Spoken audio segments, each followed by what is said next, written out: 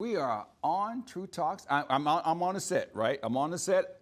I'm on IG Live, do it for the Ryan, This is our Halloween show, okay? And if anybody knows anything about me, I am the king of Halloween.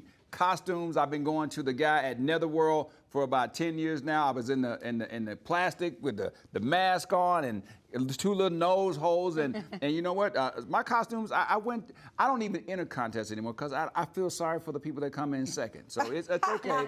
But this is our special Halloween edition. You can find us on YouTube at 8 o'clock. It's Halloween, and tonight we are talking about black horror flicks. So tune in. I'm about to hop in the seat. Well, I'm already in the seat for real, but I mean, you got Dr. B right there. You got Bree Lick with the boots on, and you got Willie. So it's time to count it down. We ready to go live? Are we ready, y'all? Y'all ready? All right, here we go. In 5, a 4, a 3, a 2, and 1. Let's go. Yeah.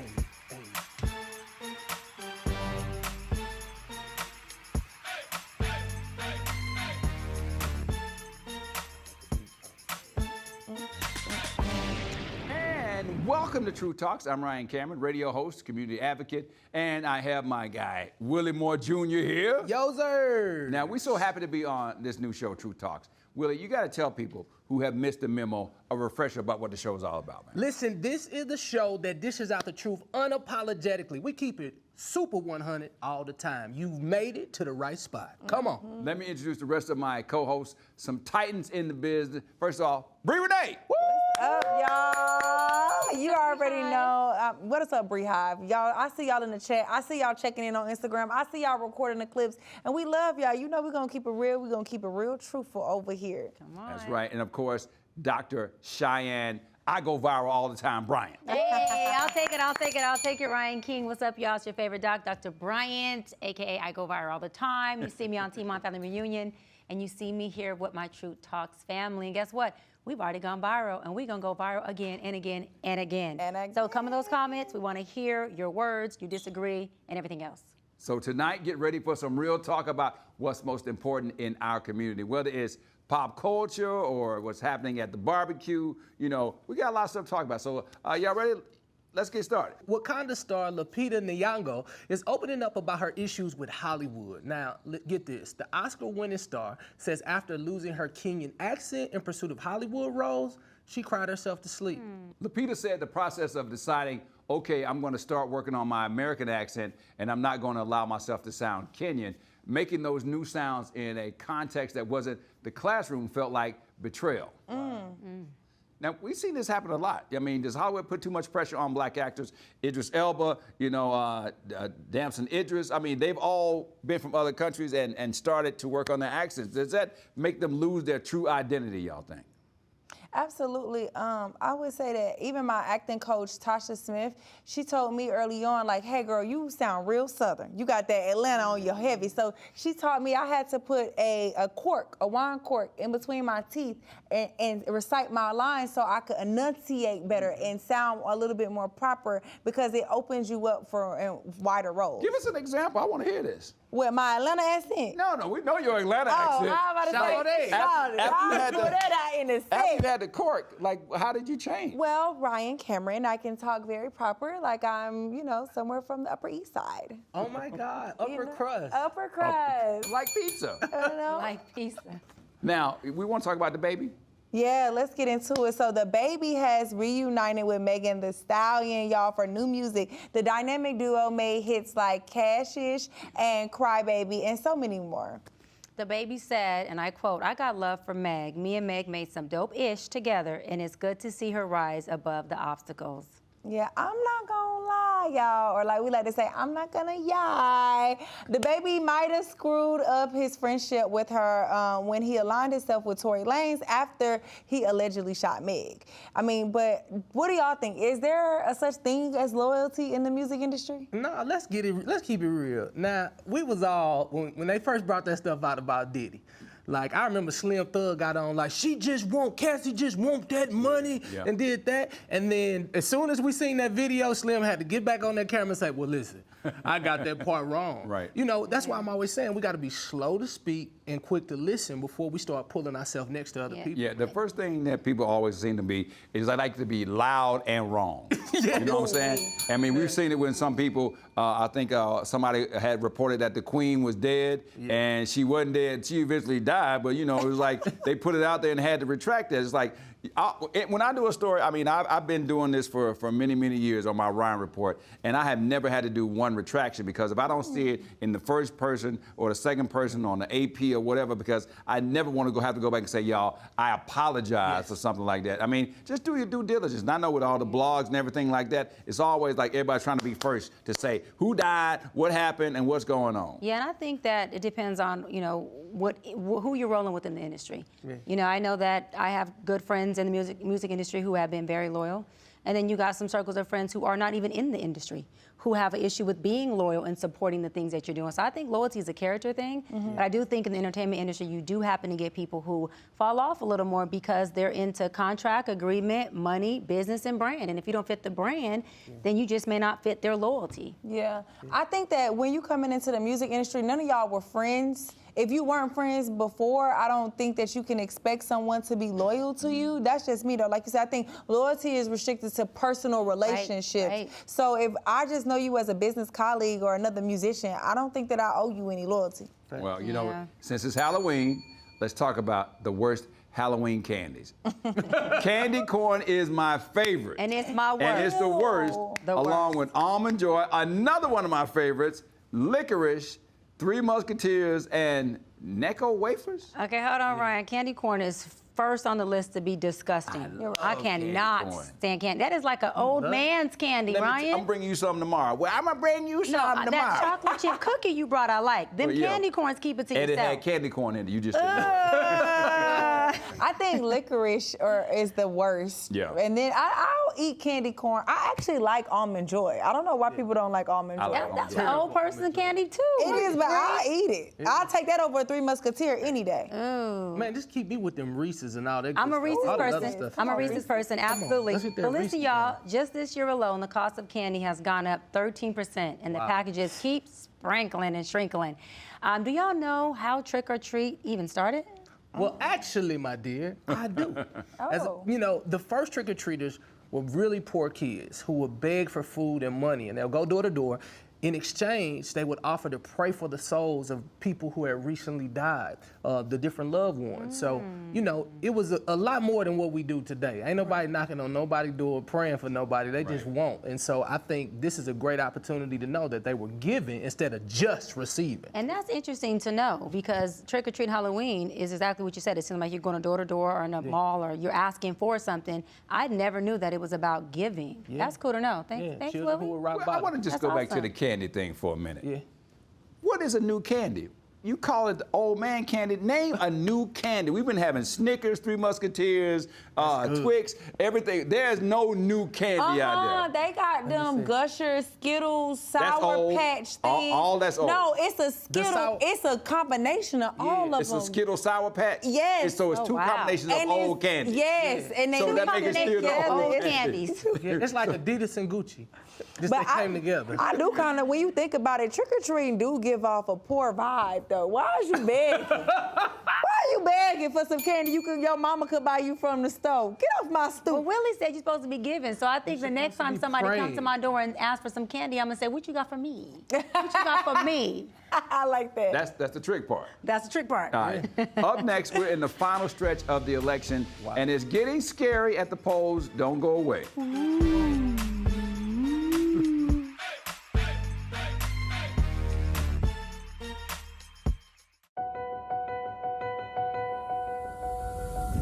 As we work to get through these times together, you may not be thinking about blood donation, but blood is needed to save the lives of people who are sick with a range of illnesses. It's easy and safe to give. If you are in good health, please donate. We need heroes now. Visit redcrossblood.org to schedule an appointment. I've been alone. wonder if you know that I want the best for you. But how long will you fight solo? I wonder if you know that we can get help. Not wondering anymore. Love, your mind.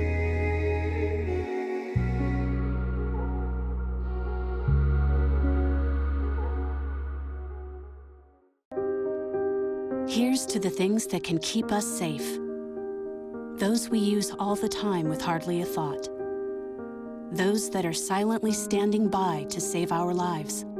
And now, those that we carry with us everywhere we go. Many mobile devices will now bring you wireless emergency alerts, real-time information directly from local sources you know and trust. With the unique sound and vibration, you'll be in the know, wherever you are. What do you think you're doing, Kevin? Was just gonna drive home. There are several warning signs present that you shouldn't be driving. Like hearing voices? Like your text-to-emoji ratio? Oh man, the selfies. Selfie, nailed it. We all have warning signs that let us know that we're probably not okay to drive. Mine is pretending to be your subconscious. Craig, come on man, let's split a ride home.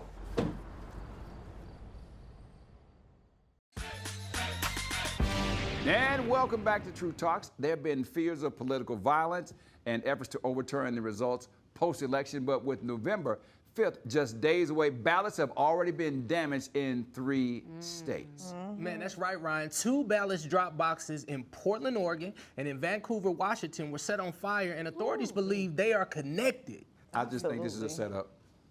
I think this is how you get the people all riled up in case Donald Trump loses to say that the election was stolen. You saw they were burning ballot boxes. The same thing that happened with the 2 women accused by Rudy Giuliani, who now have his whole entire fortune. I just think they're trying to do something to say, see what happened, and I just think this all gonna come back, and I think it's very deliberate and planned. Yeah, and I think it's a fear-based tactic. I think this is, to me, what Trump's party does. They try to create fear in people so that they don't vote, because his party is a very fearless party.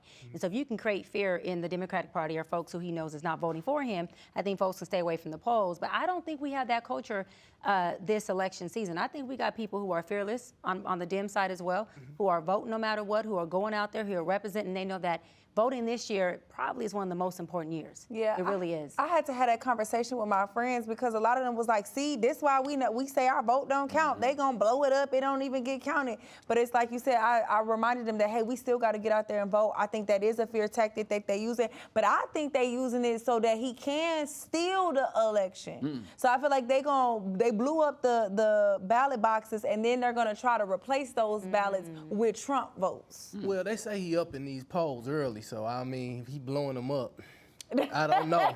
He might be blowing up his own self.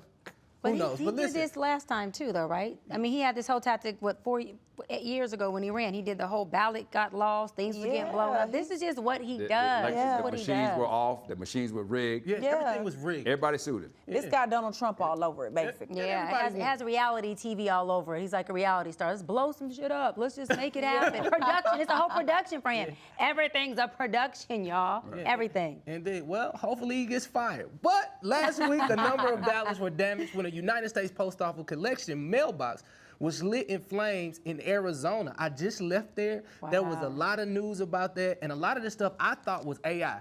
You know, they told me like a lot of this stuff is just AI. They're just trying to do tricks. But when I made it to Arizona, they was like, yo, this stuff is real. But I don't think it's scaring anybody. Yeah, but I mean, it's also come out that Russia and China have done some deep fake stuff with videos that have been appearing on Facebook that look so real and are totally, absolutely fake to try to, get this fear going amongst people about the whole voting process. I mean, it's a crime to mess with my neighbor's mail. And now they're torching mailboxes with Trump. We got a new normal, and everybody, again, he just let it all happen. Yeah, regardless of who wins, though, how worried are you about political violence? Are the fears inflated, or do y'all feel like we on the brink of a civil war?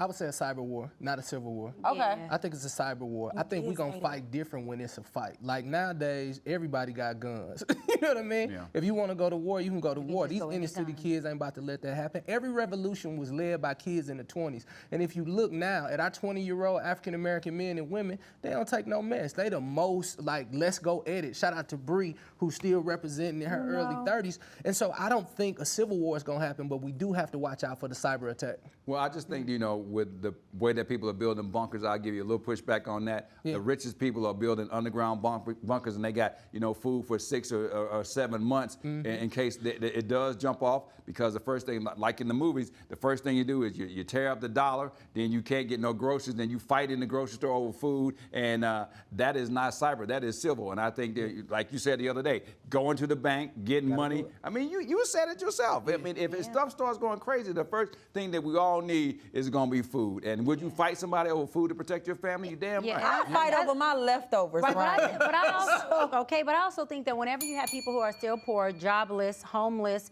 can't get DEI hired, who have human rights issues, human rights abuse on the streets, have policies that don't work for them, have a whole race of black men who have no legislation for them, to me, we are all still in a war. There is no if a war is coming. That's war to me. That's warfare. And we don't have representation for that. And to me, the war is not at end. To me, it's only gotten bigger because we don't have leaders in position who are taking on leadership roles to say, listen, let's figure out the war that we have in-house before we start trying to go to war with somebody out-house. Yeah, maybe because I'm a millennial and we done lived through every natural disaster and crisis there could be. We saw 9/11. Remember when Y2K? I remember being 9, 10 years old and they was like, at midnight, everything gonna cut off or the world gonna end. The world was supposed to end like 2 times, 2 years in a row.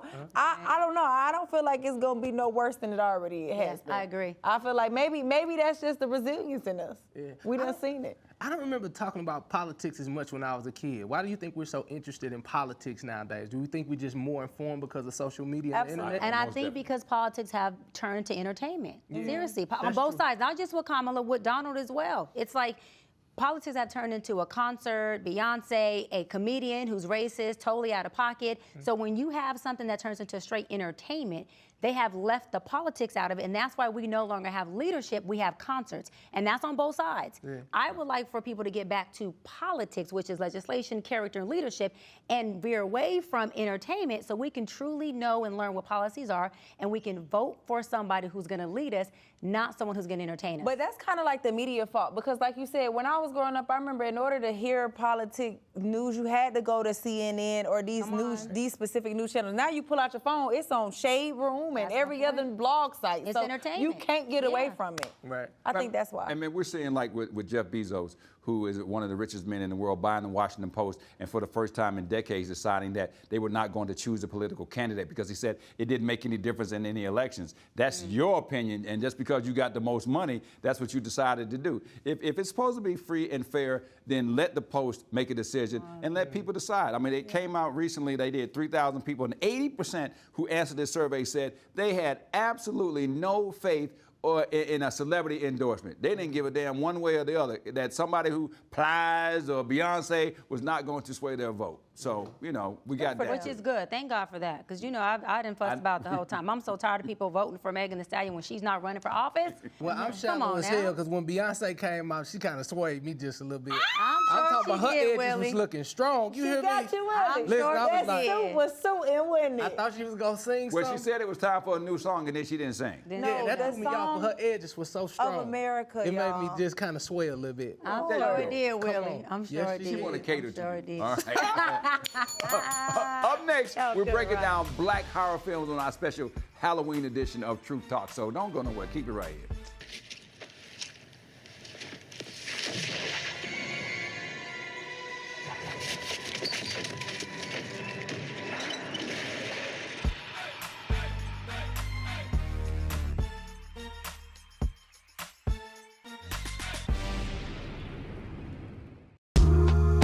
I know you're going through a lot. I wonder if you know that we can get help. Let's see how far we can go. Love, your mind.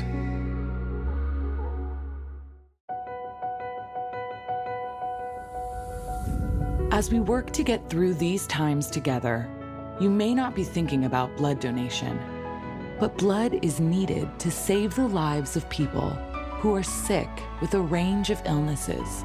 It's easy and safe to give. If you are in good health, please donate. We need heroes now. Visit redcrossblood.org to schedule an appointment. Here's to the things that can keep us safe. Those we use all the time with hardly a thought. Those that are silently standing by to save our lives. And now, those that we carry with us everywhere we go. Many mobile devices will now bring you wireless emergency alerts, real-time information directly from local sources you know and trust. With the unique sound and vibration, you'll be in the know, wherever you are. I know you're going through a lot. I wonder if you know that we can get help. Let's see how far we can go. Love, your mind. What do you think you're doing, Kevin? Was just gonna drive home. There are several warning signs present that you shouldn't be driving. Like hearing voices. Like your text-to-emoji ratio? Oh man, the selfies. Selfie, nailed it. We all have warning signs that let us know that we're probably not okay to drive. Mine is pretending to be your subconscious. Craig, come on man, let's split a ride home.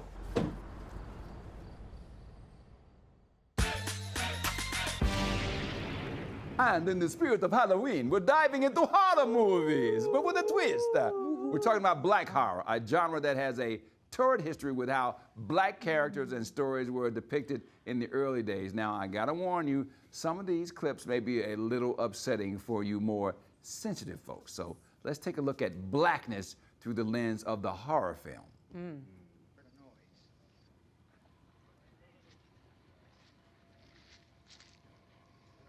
Hit him in the head, right between the eyes. Okay, Night of the Living Dead is considered the first black horror because of its groundbreaking portrayal of a black lead character. But being played by Dwayne Jones survives the undead. But it's ultimately like he's gunned down by a mob of white men who mistake him for a zombie. Man, even when the black man survived, he don't survive. Ooh-wee. Critics were shocked and outraged because it was considered graphic back in the day. But I'm more disturbed by the fact that a black man was murdered by a bunch of white men. Racist. How do horror films like this reflect current times and our own fears? What's scary, y'all? The movies or the reality? The reality. The reality, for sure. I mean, come on now, you're talking about police brutality. We're talking about still the modern day slavery that's going on in the prisons. Right. We're talking about the white privilege, the white supremacy that's still going on today. We're talking about Trump's comedian talking about Puerto Rico being well, I don't even want to say it. Y'all know, right? Yeah. And or so carving watermelons. carving watermelons. I mean, all of that to me is still depicting those films in modern day. Absolutely. Yeah, we had not seen that clip before. Right. So I'm Yeah. still a little Right. shook by the fact that, that he's telling him and just aim right between the eyes. I mean, I'm always thinking about the actor who got that part. You know, they said when he read the script, okay, and then right here, they're gonna shoot you between the eyes and you're gonna what do you choose? Do you say, I'm not gonna do that, or do you take the money? Because I'm like, that's a very slippery slope right there, because that's gonna go for, it's in black and white and we watching it here in 2024. Well, you know, Ryan, as an actress, I think that sometimes you disconnect from the material. You're like, well, this is art. This is the story that has to be told. This does happen in real life. So I must portray this because someone has to tell this, perform this art. Right. But it is hard. I feel like even watching it, it's devastating. And I'm sure that he had to do a lot of emotional soul searching. Yes, to get into character. And even after, a lot of people don't understand the trauma that you have to pull yourself out of a character sometimes. You got to remind yourself that, hey, because your body don't know that you just pretended when it comes to acting and stuff. They don't know. Your body doesn't know, like, hey, this is just pretend trauma. Yeah. You know what I mean? And let me ask y'all this, Ryan and Willie. I mean, if y'all were to play a film in modern day, would you play a black man who gets shot by a white mob? Even if the contract was like, I'm talking about in the millions on top of 400, 500 million, would you play that role? Man, I'm a man of integrity, and the root word of integrity, I think, is a Latin word like inter, and it means whole, right? And so if you hold, you don't necessarily have Talk to to my take Latin anything. side, Willie. Talk to my Latin side, Willie. Hey, listen, I'll talk to you. Come Come on. on. But no, I think you don't have to do that now. But it's unfortunate back in the day, there weren't a lot of roles for African American people. But shout out to John Singleton and so many other black producers who created black films where black people were able to literally be themselves. Right. Yeah. And so, you know, it was really terrible. In Hollywood, you didn't get a fair shot unless you took one of those roles because you were creating a narrative that they had already came up with. And here's the kicker. America was okay with it because it actually depicted what was actually going on. I was gonna say art depicts life, so it was telling stories that actually were happening. It's not like these. We still see that happening to this day. So And Willie, I'm with you on that, on the integrity piece, because John Singleton, rest in peace, is a good friend of mine. He actually casted me for Baby Boy, the part that my girl Tani played, where she's the side chick for Tyrese, and he casted me for that, and I was like, I'm not, because I was young, that would have been my first role ever. I was like, I'm not playing the side chick in a movie as my first role. I'm just not doing it. So, and he wasn't paying me a whole lot anyway, so it was easy to say no back then. But I'm with you on the integrity piece of I wasn't about to play a side chick. As it being my first movie that coined me as an actress, I'm good. Can I tell and you? I passed on it. Can I tell you what 2 black horror films I feel like that don't get shed light on? I feel like Precious is a black horror film. What? That is a. I'm with you, Bree. And I know y'all gonna eat me down, but I know Yes. my millennials might can agree. I feel like Love and Basketball is a horror film. Nobody gonna talk about Love and Basketball. No, And Precious Love is and a horror Basketball, you film. gonna pick me after you done chose this other Oh, woman? I'm no. leftovers. That's a horror movie to me. It's not a love story. No, I feel Precious is definitely a Baby horror Boy movie. That was damn near a horror disgusting. story as well. If we go in there, Baby Boy could be too. I feel like Let me say this, man.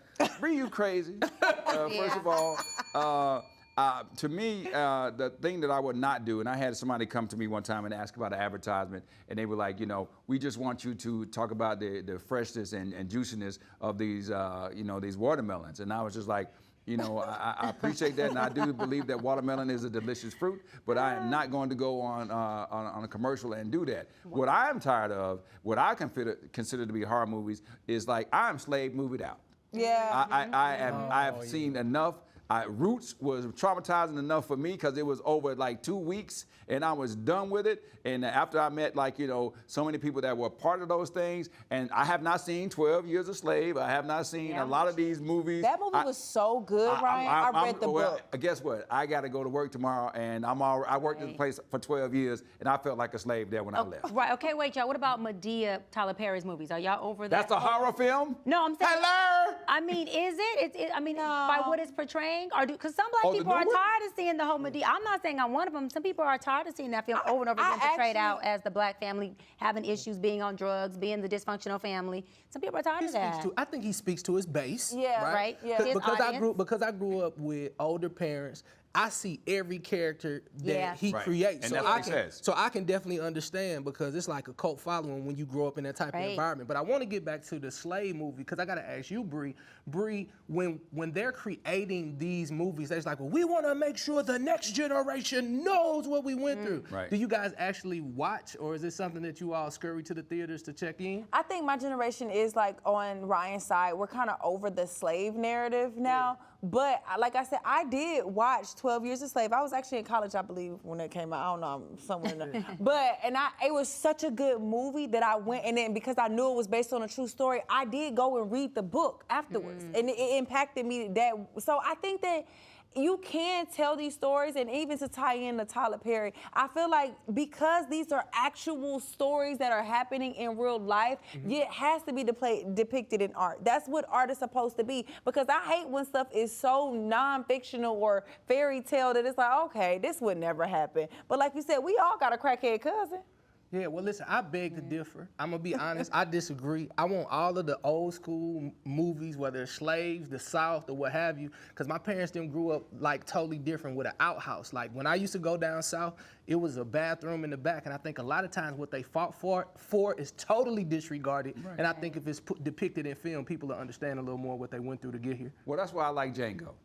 because Django showed a good ending. It showed a former slave who came back and got the revenge, and he got paid. You know, he got out the mud for real. So he got his reparations. He got his reparations. He got his Did reparations. y'all He got watch the reparations. Harriet movie? That was a good one. Yes. Harriet, she played that movie, and like you said, it showed how much. I'm like, dang, she did this by foot, like several people, and she went back and had to really fight for them people to be free. Like you read about it in the books, but until you actually see it portrayed in 3D or real D or whatever that is, like 4K. Yeah, 4K. Yeah, but my it thing makes is it like real. I think if you're doing it as a movie where you're showing and teaching history, this is my personal opinion, I think that's okay. I just felt like when you got a lot of producers who are doing it just for the sake of putting out a negative narrative about us, and then it's just for them to get a paycheck, I have an issue with that. So again, and there's a thin line, of course, because entertainment's about making money, and it's also about telling a story. And I think they need to be able to tell a narrative that does feed to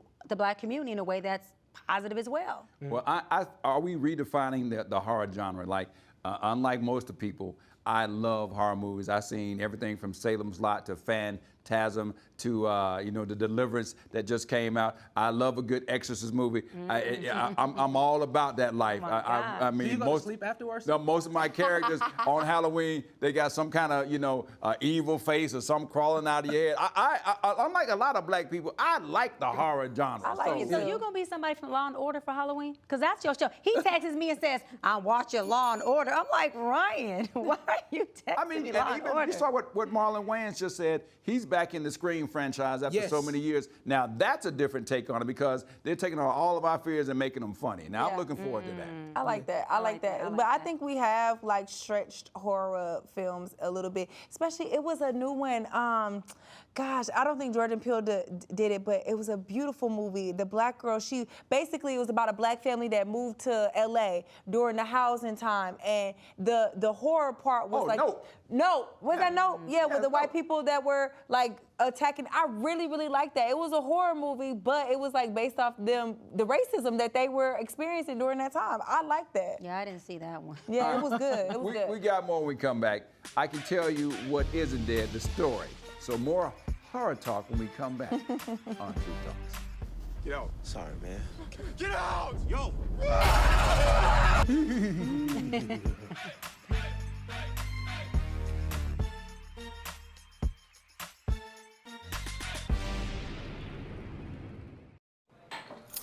What do you think you're doing, Kevin? Was just gonna drive home. There are several warning signs present that you shouldn't be driving. Like hearing voices. Like your text-to-emoji ratio. Oh man, the selfies. Selfie. Nailed it. We all have warning signs that let us know that we're probably not okay to drive. Mine is pretending to be your subconscious. Craig, come on man, let's put a ride home.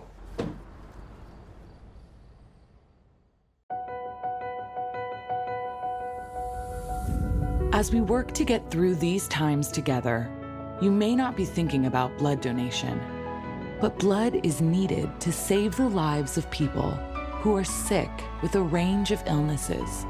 It's easy and safe to give. If you are in good health, please donate. We need heroes now. Visit redcrossblood.org to schedule an appointment.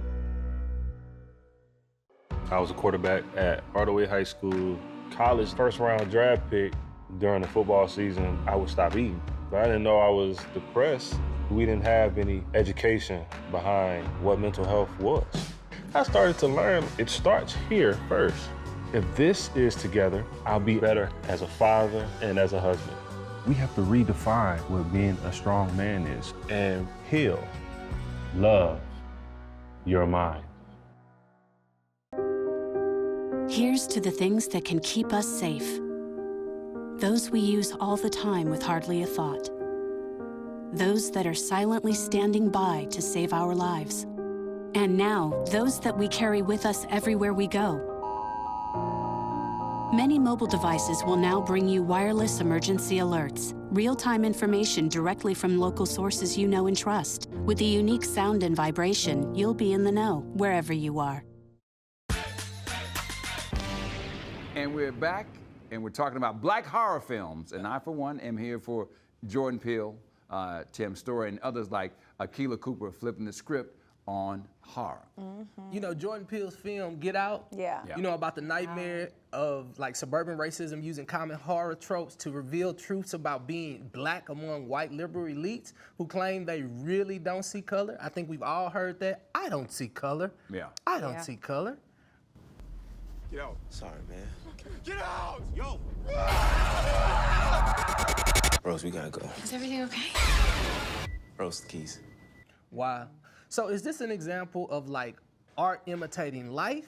Was having a black president good or bad for America? It seems to be scarier now than it's ever been.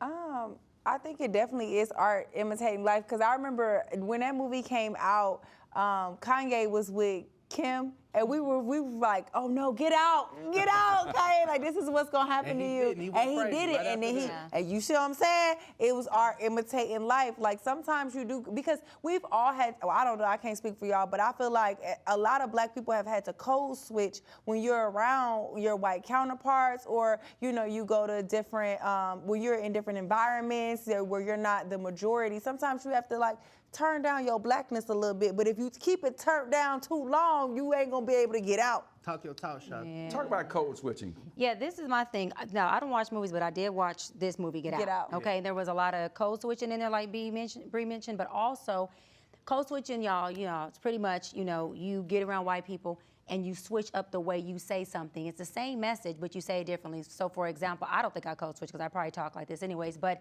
when I'm in with y'all, with my Tukchar family, and we personally just talking, I may say something like throwing an F-bomb, or y'all know what I'm talking about, or you know what I mean, just like Or that. feel me. Or I may be like, you feel me, or did that, or something like that. But then when I'm around maybe in the boardroom, I'm like, oh no, absolutely, got it, sure, no problem, which is my words, no problems, got it. Those are my go-tos. But Yeah. around y'all, I'm like, girl, please. Yeah. You know what it is, I Bree. think it's different, you know, all depending on your situation, because white people do it too. You know, I think they think it's a compliment when they walk up to you and they say, oh, you're articulate. You're so well spoken. I remember somebody telling me one time, they was like, you know what I like about you, Ryan? You're racially ambiguous. Wow. And I was Wow. like, what do you mean? What and they that said, mean? because when people hear you, they can't tell whether you're black or white, and that will take you far in life. And I was like, I don't know if I take that as a compliment What or did you not. say after that? Well, make sure you spell my name RYAN CAMERON and give me this racially ambiguous check. But I will say this, even though we are being shocked by it, now that I am the voice of the airport, the people that go back and forth, they do say that they get mad about something. They was like, and that is true. When I said that to them, they said, you know, nobody knows what race you are. All they want to know is that you are not sex trafficking and that you hold on to your bag. Yeah, I can see what that's a good point. That's a good point. But does it play a big role to really show up? And y'all know here I go with the show up black. But is it important to show up black, or is it important to code switch? So I say this, my favorite books say that we to be all things to all men. There are different approaches for everybody. So if I'm sitting there and I'm working with a company and I'm teaching them and training them, and this is a Fortune 500 company, and I realize that these different people don't come from where I come from, I'm not gonna give you my Berkeley story. Berkeley, Missouri, 17,000, I might not give you all of that. I may give you another part of my blackness where I went to the University of Mississippi. I believe what comes from the heart comes to the heart. So when it happens, then you just use it that way. You know what I mean? I think you code switch based upon where you are, but I'm authentically myself, but there's some different things that I've been through that I can really relate to everybody. Yeah, I feel like the hard part is like unfortunately we do have to code switch, I think, to protect yourself, and I think that's the living horror. You know what I mean? Like we see depicted in a lot of these horror movies. Like we have to, and I like that. Like you said, the Jordan Peeles now are taking things that we're actually enduring now in life and putting a new horror flip on it, because that's what it kind of feels like when you have to like hide yourself or not be as black as you want to be, or portray to be something else, or just like the housing crisis that they went to in the movie Us. Right. That was a movie like going through that fight to even get into a good neighborhood. Like that is horrific for black people. And so maybe showcasing it in a way where like it's entertainment, and it's and you know we all know blacks and whites both love a good horror movie, so they can maybe get educated through the entertainment. But Us and Get Out are the movies I was referring to, which you're watching it, you're getting entertained, but you also learn that these are things that really exist in a marginalized community. Yeah. And for me, I don't mind watching them type of movies, but movies that are just straight entertainment, y'all, unpopular opinion, I'd rather read an audiobook or listen to an audiobook or watch a YouTube video. That's just me. I'm just not a movie watcher. That's just me. So you want to read a good horror audible book? No, I want to listen to an audible listen book. to a good one. But not a horror one. I don't want to listen to You want to be educational. If it's horror, I'll watch it on TV. But Right. my preference is if I'm on a date, I'm watching a movie. If I'm single, I'm listening to books or I'm looking at YouTube. I'm from St. Louis. I can just watch the news. It's a total horror flick. Okay. Total horror. Yes. I was about to say, Yes. I'm listening from to St. Louis. I just, woo, and I was scared to Right. listening to my homegirls talk about dating is a horror film. Okay, that's what we look. Oh my goodness. Screaming, get out, girl, get away from him. Yeah, I don't want to be deep, but we got to talk about the brilliance of black actors and directors being able to take the genre of horror to be able to put our message in and make so much noise. Yeah. Because it's like aha moments. Like if you're not from where we're from, a lot of my white counterparts, they're like, oh, it's not a problem. It's not a problem. And then they see it and they're just like, well, wait a minute. That's what you guys go through? And it opens up the dialogue a lot more to build a bridge between both parties. Okay, wait, so was Boys in the Hood That's a my horror? favorite. That's my favorite movie. I'm a Boys in the Hood girl, 80s. Ricky! But yeah, like, right, Ricky. So was that a horror film or was that really showing the crime and the gang violence that was going on in the 80s in LA? That was reality. Reality. It was reality, That's but how I it was look at it. horrific. It was horrific, I wanted but it Ricky was to make it to the reality. lead. Yeah, I think like going back to the horror genre. I mean, what you said, Willie, like look at Get Out, right? Yes. The fact that the black man didn't get killed. Look at Halloween. The sheriff is a black man who doesn't get killed, and for the first time ever, at the end of Get Out, the hero is a black man saving a black man. I mean, that's a total twist on what we've seen in the past. It's like, if you're in a horror film and you black, you're gonna be the first person to die. And I think in Us, the black mom saved her family. Like she did all she could to save her family. And I think it was Us or the other, the one that came out. it was Us. Yeah, the black mom, she saved her family. And I feel like that's definitely a depiction of, the black household. The black women gonna do whatever they got to do to take care of them kids. I got a question. So is there a certain type of black man who can create those type of films? Can a Jordan Peele create it and accept it by Hollywood, but a John Singleton trying to do it? Do you think they would accept that same message with that type of African American man? Well, whoever created Candyman needs to create a whole nother horror film. Because Candyman to me was a black that was scary. horror film. Yeah. And I thought it was, Now I watched that. I was like, ooh. Yeah. And wasn't he in the Cabrini Greens in Chicago? Didn't they film it in the straight, in the horror of the hood? Yeah. Would Candyman be in the horror dude? Yeah. I don't think I said Candyman 3 times until At I was all. 28. And still. At all. And still. Yeah, I'm just like, you sure? I mean, and look at Y'all Jordan Peele. let The two fact that times he now. made he made that movie with a $5 million budget. Yes. And if you got that kind of money that he had from success and go and give this film to Hollywood and get the critical acclaim and make all that money, it fuels the fire to get you more money to make The Nope and all the other movies like that. So I think to answer your question, John Singer talks about Boys in the Hood and the budget that he had and how they had only a few days to shoot it and they got it done. I mean, look at something like a Friday. If you don't have the money to shoot the movie, then of course, and then it might come out on 200 screens, where something like a Marvel movie comes out on 2,000 screens. So how good a movie is it going to be if nobody gets to see it? What's that black boy they canceled who depicted the film about the slave who killed all the white people? I forgot his name. I interviewed him. But he put his money up. He did what he has to do. He was just a different That type ain't of a horror African American film. dude. That's a victory film. The Of course, slave that was killed a all the big- white people? I know, but Woo. they ended up not really putting it in the And theaters. he got blackballed for And he real. got blackballed. For real, He got yeah. blackballed. point, He my really point. did. I think it takes the people like the Jordan Peele, though, to have these major box office successes to break the way and open the door for other black filmmakers to continue to tell their stories, whether it be horror or other big other stories in this genre. So why isn't America ready for that type of film? What type of film? Like the one that we were just talking about where the man got, I'm gonna have to go to my phone and do my Google. It's right on Where the man made where the slave killed all the slave masters? It was a revolt. It was a true story about an actual slave I mean, revolt. because come on. Nate, I forgot his name. Go ahead. Well, because they're not. I mean, it really is white America ready to see themselves be on the inferior end of something? No. Right? They're not ready for that. We fight now for a black woman president. Yeah, really? That's what I was gonna say, Ryan. I think because of the word revolt, they are afraid that those black people might get some ideas and they might join together and they might try to do that in real life. So I think that's why they don't want us to see that we have the power that we really do. And even though we already got the ideas, we already got the power, because everything we step into, from sports to TV to everything else, absolutely, we tend to take over. Straight up, we do. That's why what happened on January 6th, they didn't call it it a revolt or an uprising. They call it insurrection. It sounds a little softer when you say it like that. It's just really people trying to go into the Capitol and kill people. And it sounds different. It was an insurrection. Yeah, that's the best horror flick I've seen in years. Yeah, yeah. I did. I watched that and I said that is probably the best horror flick I've seen in years. Crazy. Yeah. So, what is your favorite horror movie of all time? You know, I'm real old school. Don't laugh at this. God, I'm gonna be honest with you. say. I remember on VHS, my cousin Lisa, she was in the living room and she was like, go in the room. She had a boyfriend there and they were watching. I think it was her boyfriend or maybe one of her friends. But I remembered sneaking over and I was looking over there and it was this guy with a burnt face with these nails, and it was Freddy Krueger. And when I watched that Freddy Krueger movie, I couldn't sleep because it's like 1, 2, Freddy coming for you. It was like a dream. I'm like 7 years old. I was like, is he really coming? And so when I got a little older, I was like, oh damn, this is generic, bro. Like, why was I so afraid? But that's still my favorite horror flick. Yeah. For me, I think I like all the exorcisms. And I like Jeepers Creepers. People forget about Jeepers Creepers, but that one was pretty creepy. He was like wearing the people. Oh, and then the Jeffrey Dahmer story. Did y'all watch that? That was realistic. That was real. But that's real story. horrific. That was crazy. I That felt was Niecy real. Nash on that. Like, what is that smell? Yeah. Okay. He did really good. All right, Dr. B, I know you don't have any. No, I have to tag in with Willie. Freddie? Freddie was my 1, 2, all that, and the little tricycle, little girl on that tricycle. Woo!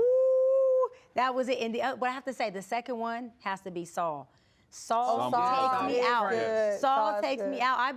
Saul has me at the end of my seat where I'm like, go, water. I mean, it has me going. Yeah. Seriously. Saul's a good one. I love So Saul. put your favorite ones in the comments. For me, I love when you combine vampire movies and horror. So it is The Lost Boys and Salem's Lot, both the version that's available right now on Prime Video that you need to be watching this Halloween, and the old school version. So go to the comments on YouTube and on Foxhole and tell us, what is your favorite horror movie? All this talk of blood and gore, I gotta say, I'll be glad when Halloween. No, I'm not. I'm not saying that. I love Halloween. I'm the Halloween king. So for those of you who are can't stop looking over your shoulder every 5 minutes, up next is why is trick or treating still a big thing in 2024. So stay tuned. I'm not.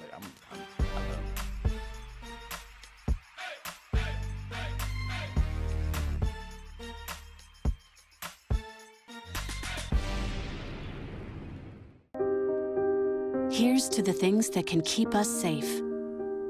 Those we use all the time with hardly a thought. Those that are silently standing by to save our lives. And now, those that we carry with us everywhere we go.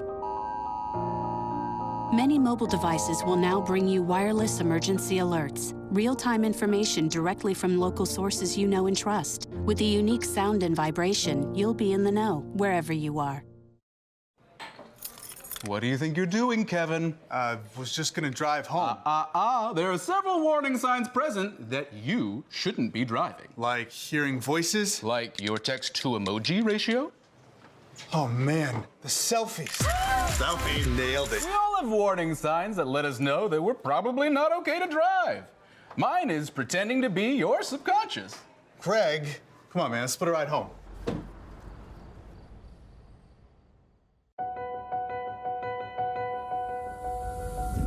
As we work to get through these times together, you may not be thinking about blood donation, but blood is needed to save the lives of people who are sick with a range of illnesses. It's easy and safe to give. If you are in good health, please donate. We need heroes now. Visit redcrossblood.org to schedule an appointment. I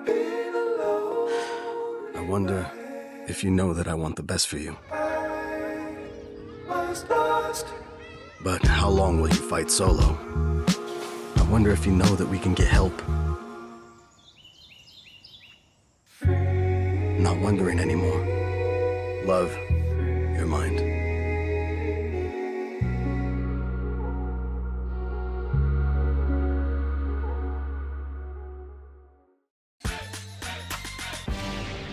And we're back, and while everybody else is hating on Halloween, not me, we're gonna dive into an opinion y'all may not agree with.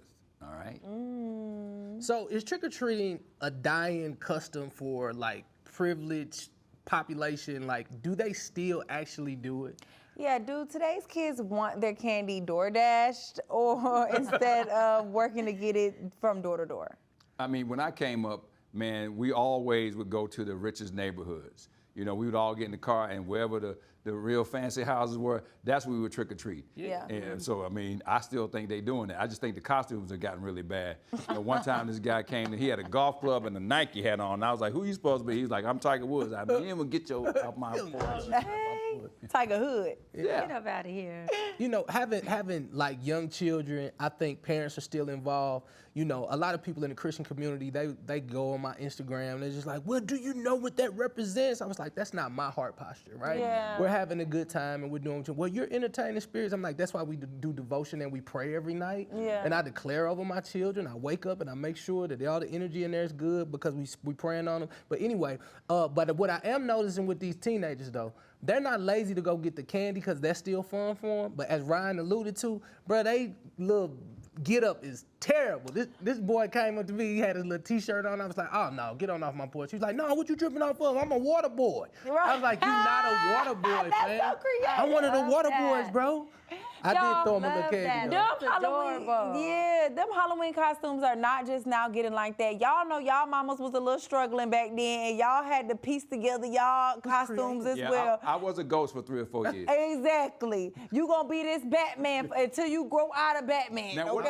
what do you think about what's going on now? With they got these, they got the Hawk Tour girl, she a costume, and they got a Diddy costume now too with the baby oil. It's already out there.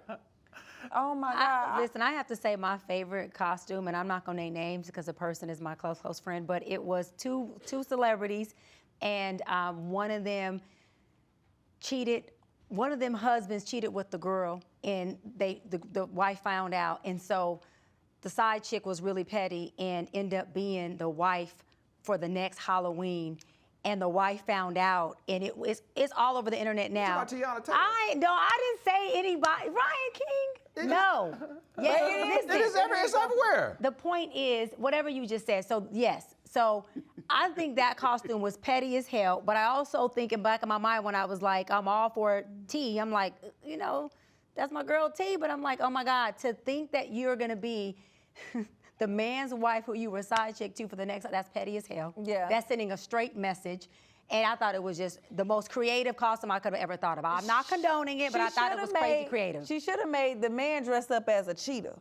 You know, since he was the cheater. I like that, You Rick. know what I I'm like saying? that, He should have Rick. been a cheater. But they Black weren't men don't together cheat. at that time, so. Black men Don't cheat. believe that lie now. That's what they But say. I just thought that was a crazy Can you imagine seeing your husband's That's insane. side chick as you for Halloween? That is wild. It's giving obsessed. It's giving very obsessed Very and creepy. petty. Yeah. Very creepy and very Too petty. much energy. So Yeah. nowadays, I think you gotta have age-appropriate costumes or what have you. Like, I wouldn't want to see a child come to my door with a baby oil outfit, and I'm like, "Who you are?" Like I'm Diddy. Yeah, but nah, I just left a costume party, and it was so cool. I came as homecoming king, so I had my thing, and then of course everybody came out, and I think adults are having a lot more fun with the costumes. So I understand the Diddy. Well, I think, you know, we talked about this on my show today, actually. The fact that, you know, young men are still dressing up as doctors, professors, and engineers, and young ladies are dressing up to be who they see. So you got the Megan Thee Stallions, you got the Glorillas, you got, you know, the Cardi B's out there. These are now Halloween costumes, and what messages that's sending to our young people, because if they're posting a picture on with these kind of costumes on to get these likes,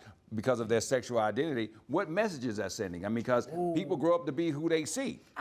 Yeah, and I seen one girl on there, she said her costume was skin, and she had nothing on but a pasty and a pasty.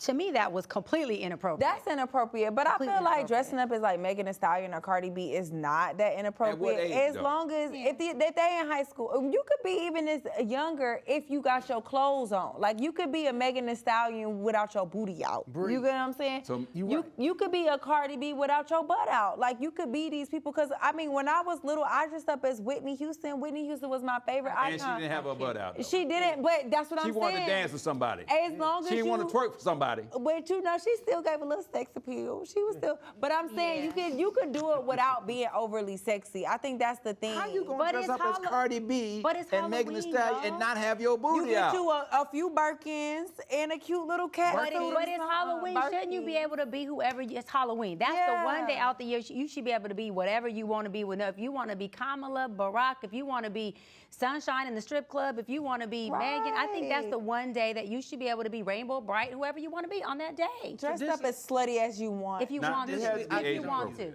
Traditionally, I get on you. I'm like, no Cardi B. But Ryan, I think the bigger problem is that the music industry and the entertainment industry, they changed our heroes. They made the villains the heroes, and they created this brand, and we gonna run to it. So I was Michael Jackson. And some people were Prince, and it was a line in the sand. Now, don't get me wrong. When I look back, them pants was a little too tight, and I don't know why I had them socks on. But they had a different level of integrity, in my opinion. Some people were James Brown. But when you make these villains the heroes, I'm not gonna start naming names of people that I feel I don't want to vilify people because, hey, more power to you. My kids ain't rocking with it, right? But I think when you change the hero, you gotta expect these kids to go out and try to beat them for Halloween. But when you see people, not to cut you off, but when you see people who own these record labels who are now not only encouraging the music, but they came out recently, they're also taking out life insurance policies on the same artist. So if I know you're gonna be out there and you listening to drill music and you shooting videos in front of one of your enemies' grave sites, somebody's gonna kill you. And I'm gonna get paid on you, not only in life, but also in death. Yeah, but I think, okay, the rappers, that's a different story, but I feel like with the artists, what makes them villains? I don't think they villains. I think like Michael Jackson and Prince, they was doing some freaky stuff and getting high and doing other stuff too behind closed doors. The only difference is we just know these artists now more. We know more about them. They overshare on social media. They let us know everything they got going on. I think Michael Jackson then was doing some stuff that they probably didn't have no business doing either, but they were in a day and age where the celebrities were so out of reach, out of touch. Like we didn't really know what they had going on, what they did behind closed doors. Yeah, we didn't have social media to see it all. And it goes back to a parenting thing. Like you said, Ryan, some things are age appropriate. If your kid is within an age range where you feel like they shouldn't be wearing something, parents say, listen, regardless of who you want to be, you can't wear that. That's inappropriate. Baby, choose something else. Parents need to step in and just be parents nowadays. All that gentle parenting is not gently working. Yeah, I think, so when I look at the history of what music and entertainment has done, at first the target was black men, right? It was like, show them how to wear the bandana, show them what Bloods and Crips like, show them and so you'll force that on. But now I see the attention going to African American women, and it's like, let's show them how to twerk. Because y'all educated, y'all doing y'all thing, you're out working and performing more than African American men in college. You're doing all of this. It's like, what's the propaganda to stop these young ladies from being intelligent and get them to kind of curve to the other side? I think Brother X, he talked about the Million Man March, and 2 million men came, and he's absolutely right. Then the propaganda ploy was to sign these rappers for millions of dollars to give a message to distract what was going on. I'm really wondering, and maybe you guys can speak to it, why is a woman who is fully dressed like Queen Latifah with the same music and the same message not getting the same attention as a Megan Thee Stallion? Are they wanting to push this type of message on? Well, you asking us women? I think that's the men who are sexualizing that. It's like, they're putting out things that men like. I'm not generalizing all men, but men tend to like that. And the global message is pretty much that sex sells. Yeah. And so, if sex sells, they're going to keep selling sex for the most part. And so when you're talking about entertainment,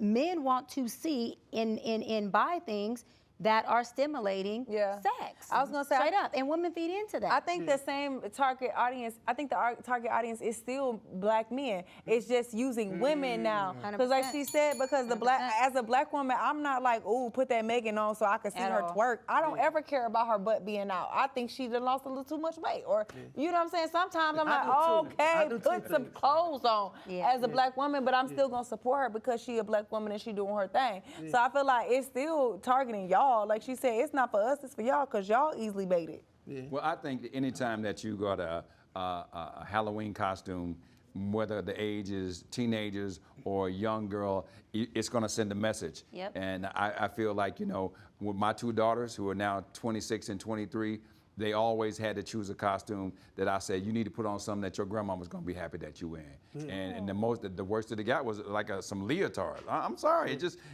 I probably think I'm probably the most conservative person on this panel. It's just, I just believe in certain kind of things, and I just don't want, because if you go out and you get on something crazy and my daughter has on some kind of risque outfit and you say something to her, then we're gonna have a problem. Well, it's Halloween. Y'all are sucking the fun out of everything. I am the fun vampire. No. Ryan, if your daughters are 18 and up, you have daughters that are in college. 26 and 23. Oh, yeah, girl, show them legs. Be a little Playboy bunny. This is the time of the year that you can be the sluttiest, the cutest, the skimpiest that you want to be, and no one is going to judge you as a woman for it because it's just a costume. I am Judge Joe Brown. I am Judge Wapner. I am Judge Judy. I am all three of them damn judges. Because as we say, you got to live up to your wage. As long as I'm paying all these college bills, I'm paying these tuitions, I'm paying these rents. Let them have some fun. Have some fun when you get a job. Oh my God. That's a daddy for you. Ryan, cheers to that. That's Come a to my daddy for you. Halloween party. You can wear That's what a you daddy want for to wear here. Yo, Love it. we made it through another fun episode of Truth Talks, and we want to thank you all for joining us. Don't forget to tune in for our live election coverage next week. We'll see you tomorrow for another show. And my three, hey, all right. Be cute, girl. See y'all. Be a bunny. Happy Halloween. Be a cheetah. Brown. He's up there. Wapner. Just all them judges. And on top of all that, he's daddy. That's right. That's Great daddy.